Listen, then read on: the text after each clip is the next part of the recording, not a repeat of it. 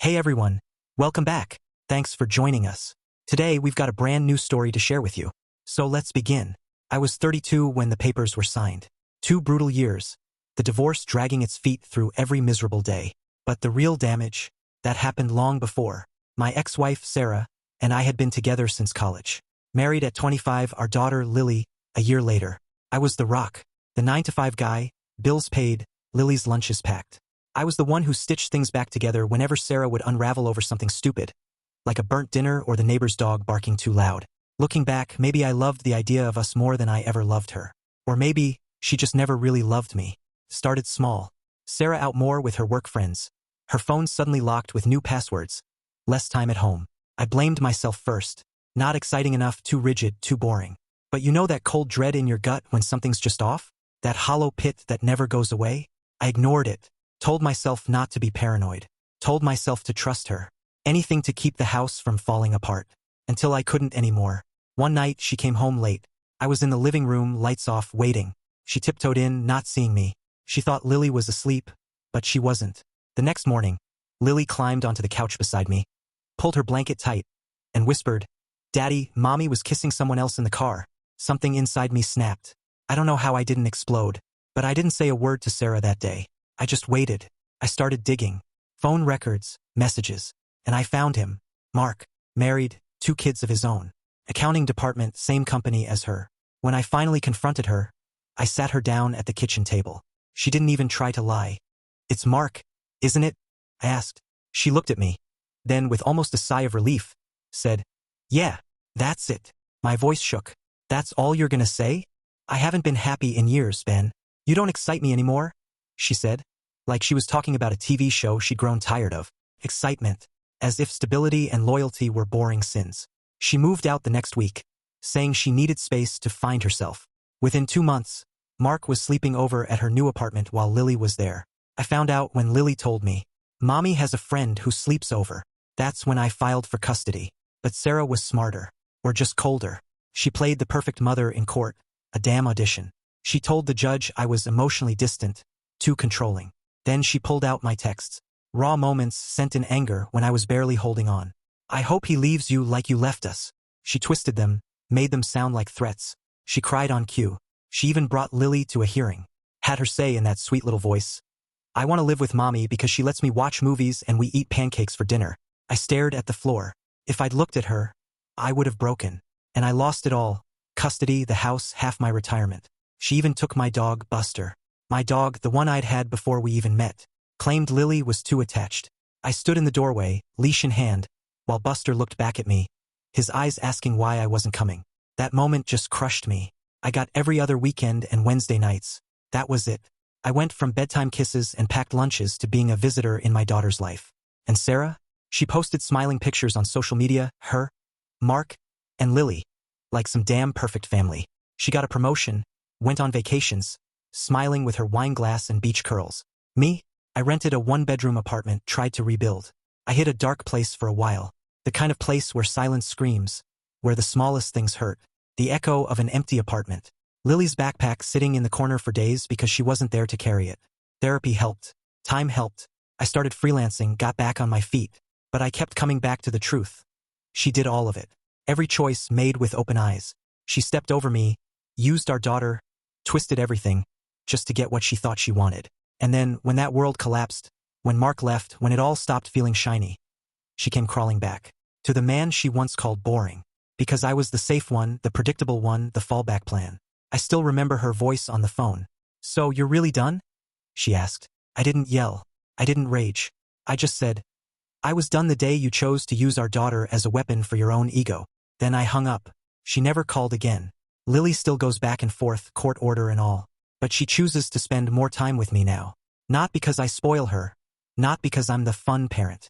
But because she feels safe, heard, loved. Last week, she made me a Father's Day card.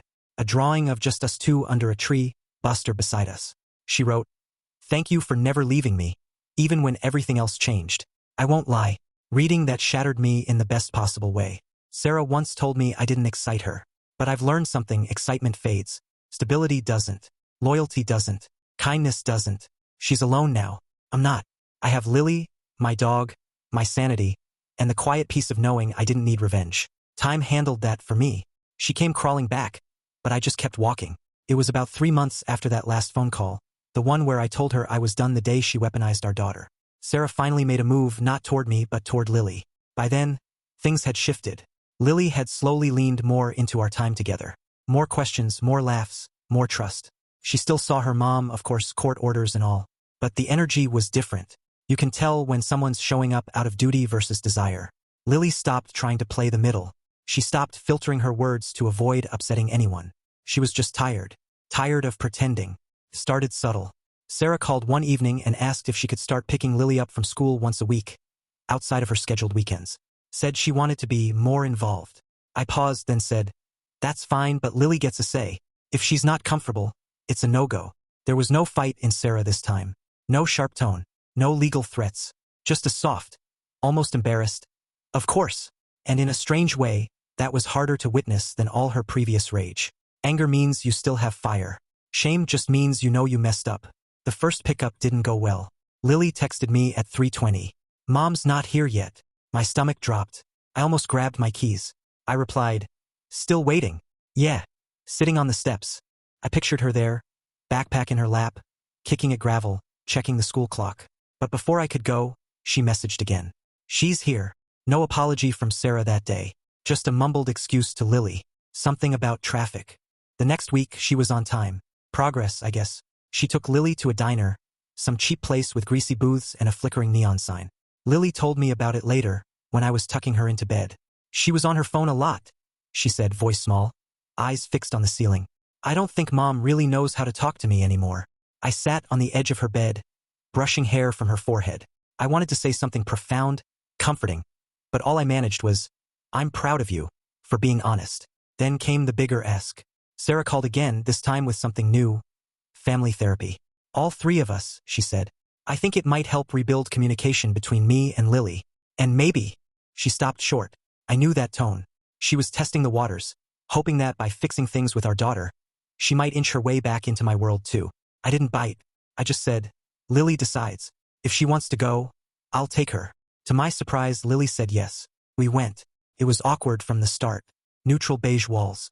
A softly spoken therapist who looked like she'd rather be anywhere else. Lily brought a stuffed dog and clutched it like armor. Sarah did most of the talking. She cried. More than I expected. "I made mistakes," she said, voice cracking. "I lost myself for a while. I'm sorry. I'm so sorry. Especially for using you during the divorce, Lily. That wasn't fair. You didn't deserve that." Lily didn't say anything at first, just hugged her stuffed dog tighter. The therapist gave it a moment, then gently turned to her. "Lily, do you want to respond to what your mom said?" Lily looked up slowly. Her voice was quiet but steady. "I know you're sorry," she said, eyes on Sarah. "But I don't know if I want to trust you again." I watched Sarah's face fall in real time. When Lily said those words, "I know you're sorry, but I don't know if I want to trust you again," it was like watching someone take a direct hit to the gut. Her mouth opened, like she had something to say, but nothing came out. Then it closed. And for once, Sarah didn't have a comeback. No excuses, no deflection, no soft spin to make it easier to swallow. She just nodded. That was it. A nod, quiet, almost small. We went to 3 more sessions after that. Lily did most of the talking from then on, not because she was trying to control the room, but because she finally had the space to speak without fear of it being used against her. And Sarah? She listened. Really listened. Sometimes she cried. But it was different this time, less dramatic, less like a show. More like she was letting the cracks show without trying to glue them shut. I couldn't tell if it was too little, too late, or just late, but something shifted. It was the last session that got to me. Lily came in holding a folded piece of paper. She waited until we were all seated. Then she pulled it out and handed it to the therapist. "I drew something," she said quietly. "Can I show it?" The therapist smiled and nodded, handing it back to her. Lily opened it up and turned it around for us to see. It was a simple drawing. 3 stick figures and a dog. One adult had brown hair. That was me. The other had short blonde hair, her mother. In the middle stood Lily, holding both our hands. Underneath it, in careful block letters, were the words, "You don't have to be perfect. You just have to try." I didn't breathe for a second. Sarah let out this small, gasping sound, the kind that escapes before tears arrive. She covered her mouth with one hand and whispered, "I'm trying, baby. I really am." And for the first time since the affair, Since the lies, the court battles, the endless nights of silence and fury, I believed her. It didn't mean forgiveness. Trying didn't erase everything. It didn't rewrite the betrayal or soften the memory of standing in that courtroom while she twisted our daughter's voice into a tool. That kind of damage doesn't just vanish. It stays with you, lingers, lives in your bones. But I looked at Lily, and she wasn't carrying that weight anymore. She wasn't caught in the middle of our war. She wasn't being torn between two stories. She was just a kid again. A thoughtful, sensitive kid trying to understand her mother and still loving her father. And that was enough for me. These days, Sarah and I don't talk beyond what's necessary. Logistics, pickups, school things. No more late-night calls. No more careful pauses on the phone where she used to leave just enough space for a maybe. That hope, whatever little flicker she held on to, is gone now. I see it in her eyes. She's let go. She finally realized. Not every bridge burns with fire.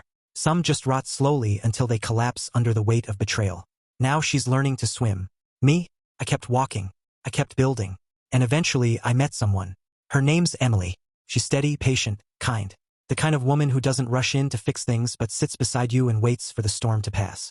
She makes Lily laugh like it's the easiest thing in the world. She never tried to replace anyone, never even suggested it.